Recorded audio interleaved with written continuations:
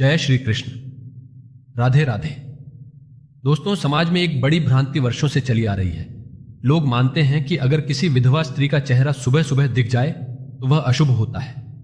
परंतु सच क्या है? आइए भगवान शिव और माता पार्वती का यह संवाद सुनते हैं। कैलाश पर्वत पर माता पार्वती ने शिवजी से प्रश्न किया, स्वामी, लोग कहते हैं कि विधवा स्त्री का मुख देखना अशुभ है, क्या यह सत्य है? तब भोलेनाथ मुस्कुराए और बोले, देवी, यह केवल लोगों की बनाई हुई सोच है, परमात्मा की नहीं। जीवन और मृत्यु दोनों पर परमात्मा का ही अधिकार है। कौन कब तक जीवित रहेगा यह पहले से ही लिखा हुआ है। किसी के मुख को देखकर अशुभ मान लेना अज्ञानता है। शिवजी आगे कहते हैं, सोचो देवी, जब महाराज दशरथ स्वर्ग सिधार गए थे तब माता कौशल्या, कैकेयी और सुमित्रा तीनों विधवा हुई। क्या श्रीराम ने अपनी माताओं का मुख नहीं देखा था? क्या अयोध्या के लोगों ने उनका चेहरा नहीं देखा था? अगर विधवा का चेहरा देखना अशुभ होता तो श्रीराम स्वयं अपनी माताओं के दर्शन न करते। शिवजी समझाते हैं, पापी को सब में पाप नजर आता है, कपटी को कपट दिखाई देता है, बेईमान को बेईमानी और धर्मात्मा को धर्म दिखता है। जैसी सोच होती है वैसा ही संसार दिखाई देता है। विधवा का चेहरा अशुभ है, यह तो केवल संकीर्ण और नकारात्मक सोच है। और फिर शिवजी ने एक गहरी बात कही, अगर किसी स्त्री का पति संसार छोड़कर चला भी गया तो भी परमात्मा ने उस स्त्री को जीवित रखा है। क्यों? ताकि वह दान करे, भजन करे, सेवा करे और परमात्मा का स्मरण करे।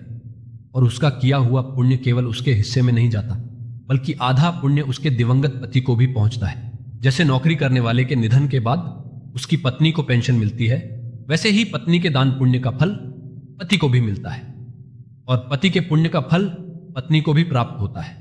दोस्तों, भगवान शिव माता पार्वती से कहते हैं, देवी, परमात्मा ने मनुष्य को केवल सांस लेने के लिए नहीं छोड़ा है, उसे जीने का असली उद्देश्य दिया है, दान करने के लिए, भजन करने के लिए, व्रत उपवास करने के लिए और भगवान के नाम में लीन होने के लिए। जब कोई जीव परमात्मा के लिए पुण्य करता है तो उसका फल आधा उसके दिवंगत जीवन साथी को भी मिलता है। यहां तक कि अगर कोई भक्त भगवान को एक लोटा जल भी अर्पित करता है तो उसका आधा पुण्य उसके पति या पत्नी के खाते में भी पहुंच जाता है। जब पति पत्नी दोनों साथ मिलकर पूजा करते हैं, व्रत करते हैं, तो दोनों का पुण्य साथ साथ जुड़ता है। लेकिन जब उनमें से कोई एक चला जाता है तब जो भी भक्ति, सेवा और दान शेष जीव करता है उसका हिस्सा दिवंगत जीवन साथी तक भी पहुंचता है। इसलिए हमेशा राम राम कहना चाहिए, भगवान की भक्ति में डूबे रहना चाहिए। किसी पर लांछन लगाना या अपमान करना ये मनुष्य का धर्म नहीं है। कहां लिखा है कि विधवा स्त्री का मुख देखना अशुभ है? ये तो केवल समाज के अज्ञानियों की बनाई हुई बातें हैं।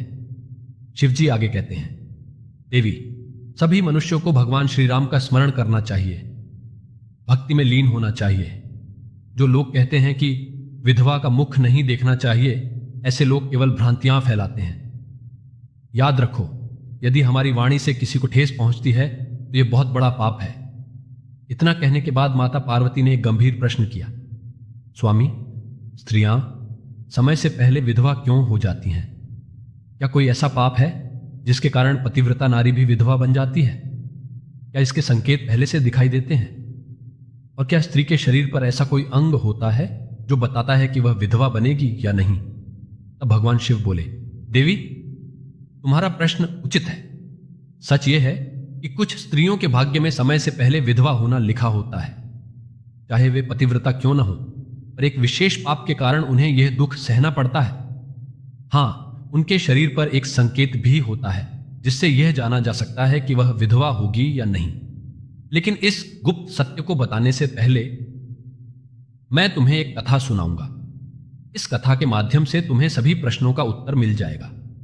यह कथा केवल तुम्हारे लिए ही नहीं बल्कि समस्त मानव जाति के कल्याण के लिए है। इसलिए इसे शुरू से अंत तक ध्यानपूर्वक सुनना। इसे अधूरा सुनना पाप माना गया है। इतना कहकर भगवान शिव ने माता पार्वती को एक कथा सुनाना शुरू किया। देवी, एक समय की बात है। एक समृद्ध राज्य में एक अत्यंत धनवान व्यापारी रहा करता था। उस व्यापारी के एक पुत्र और 3 पुत्रियां थीं। तीनों बेटियां अच्छे और समृद्ध घरानों में ब्याही गईं, लेकिन दुर्भाग्य से एक बेटी का जीवन दुखों से भर गया। उसका नाम था जमुना। जमुना रूपवती, गुणवती और पतिव्रता स्त्री। किंतु भाग्य में जो दुख लिखा होता है वह कोई टाल नहीं सकता। विवाह के कुछ ही वर्षों बाद उसका पति संसार छोड़कर चला गया और जमुना को कम उम्र में ही विधवा बनना पड़ा। जमुना के पति ने विवाह के समय उसके गुण या स्वभाव को नहीं, बल्कि केवल उसका रूप और उसके पिता की संपत्ति को देखा था। इसी कारण से उसे भी शीघ्र ही देह त्याग करना पड़ा। भगवान शिव माता पार्वती से कहते हैं, देवी, वास्तव में जमुना के शरीर पर बचपन से ही ऐसे लक्षण दिखाई दे रहे थे कि वह विधवा होगी, लेकिन किसी ने ध्यान नहीं दिया। यह सब उसके पिछले जन्म के कर्मों का फल था, जिसकी वजह से इस जन्म में उसे विधवा बनना पड़ा। फिर शिवजी बोले, अब मैं तुम्हें जमुना के पिछले जन्म की कथा सुनाता हूं, जिसे ध्यान से सुनो। जमुना का पिछले जन्म का नाम था सरिता। वह भी एक धनी व्यापारी के घर जन्मी थी। अत्यधिक संपत्ति होने से उसके पिता घमंडी हो गए थे।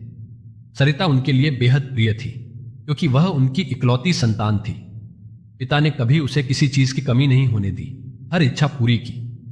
नतीजा यह हुआ कि सरिता बिगड़ैल हो गई। वह बहुत सुंदर थी और अपनी सुंदरता पर घमंड भी करने लगी थी। जब वह जवानी में पहुंची तब उसके पिता ने विवाह का विचार किया, लेकिन सरिता ने अड़कर कहा, मैं शादी तभी करूंगी जब पति मेरे पिता के घर में ही रहेगा और घर जमाई बनेगा।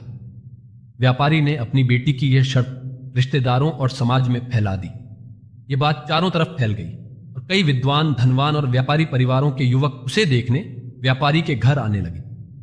परंतु सरिता ने किसी को भी पसंद नहीं किया। उसने कई पढ़े लिखे और बड़े व्यापारियों को अपमानित करके घर से बाहर निकाल दिया। एक दिन एक बहुत सुंदर महात्मा भिक्षा मांगते हुए सरिता के घर आया। उसे देखकर सरिता उस पर मोहित हो गई और पिता से बोली, पिताजी, मैं तो इसी भिखारी महात्मा से विवाह करूंगी। पिता ने भी उसकी इच्छा मान ली और उस भिक्षुक से विवाह का प्रस्ताव रखा। भिक्षुक ने भी सहमति दे दी और इस तरह दोनों का विवाह संपन्न हुआ। सरिता बेहद खुश थी, क्योंकि उसे उसका मनपसंद जीवन साथी मिल गया था। विवाह के बाद कुछ दिनों तक वह अपने पति के साथ प्रेम से रही और उसकी सेवा करती रही। लेकिन जल्द ही सरिता का असली स्वभाव सामने आ गया। वह पति को नौकर समझने लगी। आदेश मानने की बजाय उसे आदेश देने लगी। पहले जहां वह पति के पैर दबाती थी, अब पति से अपने पैर दबवाने लगी। वह मनमानी करने लगी, बिना बताए घर से बाहर निकल जाती, पति की बातें नहीं मानती, पहले खुद खाना खाती, धार्मिक कामों में पति के साथ न बैठकर अकेले मौज करती। पत्नी के ऐसे व्यवहार से पति बहुत दुखी रहने लगा। उसने कई बार उसे समझाया, लेकिन सरिता कभी नहीं मानी। यहां तक कि उसकी मां ने भी समझाया कि पत्नी को पति का आदर करना चाहिए, पर सरिता ने किसी की बात न सुनी, बल्कि वह जानबूझकर पति का अपमान करती, बुराई करती, नाम लेकर उल्टा सीधा कहती। पति दिन दिन परेशान होता गया। आखिरकार एक दिन उसने ठान लिया और घर छोड़कर चला गया। सरिता को त्याग कर वह वन में जाकर तपस्या करने लगा, क्योंकि शास्त्र कहते हैं, बुद्धिमान व्यक्ति को ऐसे मित्र या पत्नी का त्याग कर देना चाहिए जो स्वेच्छाचारी और दुख देने वाली हो, नहीं तो वह भी उसके पाप का भागी बनता है। सरिता का पति अब वन में तपस्या कर रहा था, लेकिन सरिता ने उसे खोजने की भी कोशिश नहीं की। वह अपने घर में ही आराम से रहने लगी। उसकी मां ने बहुत समझाया कि पति को मनाकर वापस ले आओ, पर सरिता घमंड में बोली, जाने दो मां, वह भिखारी पति मेरे किसी काम का नहीं। मैंने उससे विवाह करके उस पर उपकार ही किया था। अब अगर वह मुझे छोड़कर चला गया तो अच्छा ही हुआ। मैं इतनी सुंदर हूं कि कोई भी पुरुष मुझसे विवाह कर लेगा। तो सरिता की ऐसी बातें सुनकर उसकी मां भी दुखी रहने लगी। उधर सरिता का पति वन में गहरी साधना और तपस्या में लीन हो गया था। उसने सांसारिक मोह माया छोड़कर पूरी तरह परमात्मा की भक्ति अपना ली थी। इसी बीच कुछ समय बाद सरिता के पिता के साथ एक अशुभ घटना घटी। वह चोरी करते हुए राजमहल के सिपाहियों द्वारा पकड़ लिए गए। जब राजा को इसकी सूचना मिली तो वह बहुत क्रोधित हुए और सरिता के पिता की सारी संपत्ति जब्त कर उन्हें कारागार में डाल दिया। धन दौलत सब छिन जाने से सरिता और उसकी मां बिल्कुल गरीब हो गईं। घर चलाने के लिए दोनों को दूसरों के घरों में काम करना पड़ने लगा। घर में कोई पुरुष न होने के कारण सरिता को अकेलापन सताने लगा। अब उसे अपने पति की याद आने लगी, लेकिन उसका पति तो वन में साधु बनकर तपस्या कर रहा था। इसलिए सरिता ने स्वयं उसे खोजने का निश्चय किया और वन की ओर निकल पड़ी। वह इधर उधर बहुत भटकी, हर जगह अपने पति को ढूंढा, लेकिन वह कहीं नहीं मिला। थककर जब वह एक स्थान पर विश्राम करने बैठी, तभी अचानक एक शेर आ गया और उस पर हमला कर दिया। उसी क्षण सरिता की मृत्यु हो गई। मृत्यु के बाद 3 यमदूत आए और उसे घसीटते हुए यमलोक ले गए। वहां सरिता को यमराज के सामने प्रस्तुत किया गया। यमराज ने उसके पाप और पुण्य का हिसाब देखा और बोले, यह स्त्री तो अत्यंत पापी है। इसने कभी अपने पति का सम्मान नहीं किया, बल्कि हमेशा उसका अपमान किया। यह पति को नाम लेकर बुलाती थी, उससे नौकर की तरह व्यवहार करती थी। ऐसी स्त्री को तो नरक में भेजना ही पड़ेगा। फिर सरिता को नरक में डाल दिया गया, जहां उसने अनेक वर्षों तक भयंकर यातनाएं सही। इसके बाद अपने पूर्व जन्म के पापों का प्रायश्चित करने हेतु उसे पुनः मनुष्य योनि मिली, लेकिन पिछले कर्मों के कारण उसके शरीर पर विधवा होने के लक्षण स्पष्ट दिखाई देने लगे। फिर भगवान शिव ने माता पार्वती से कहा, हे देवी, अब मैं तुम्हें उन संकेतों के बारे में बताता हूं जिनसे विधवा स्त्री के लक्षण पहचाने जाते हैं। दोस्तों, भगवान शिव ने बताया, यदि किसी महिला के पैरों में पसीना न आता हो, नसें दिखाई न देती हों और पैर चिकने व कोमल हों, तो वह महिला ऐश्वर्य और सुख की अधिकारी नहीं होती। यदि महिला के पैर का अंगूठा गोल और सुडौल हो, तो वह पतिव्रता और ऐश्वर्यशालिनी होती है। यदि अंगूठे पर नसें उभरी हुई हों, तो वह व्यभिचारी और दुर्भाग्यशाली होती है। और जिसके पैर का अंगूठा बहुत छोटा हो, वह क्लेशकारी और दुख भोगने वाली स्त्री होती है। भगवान शिवजी माता पार्वती से कहते हैं, यदि किसी स्त्री के पैर का अंगूठा दबने पर छप जाए, तो वह महिला संतान प्राप्ति की क्षमता में दुर्बल होती है। यदि किसी महिला की पैर की तर्जनी उंगली, दूसरी उंगली अंगूठे से भी बड़ी हो, तो वह स्वच्छंद स्वभाव वाली होती है और अनेक पुरुषों से संबंध रखने की प्रवृत्ति वाली कही जाती है।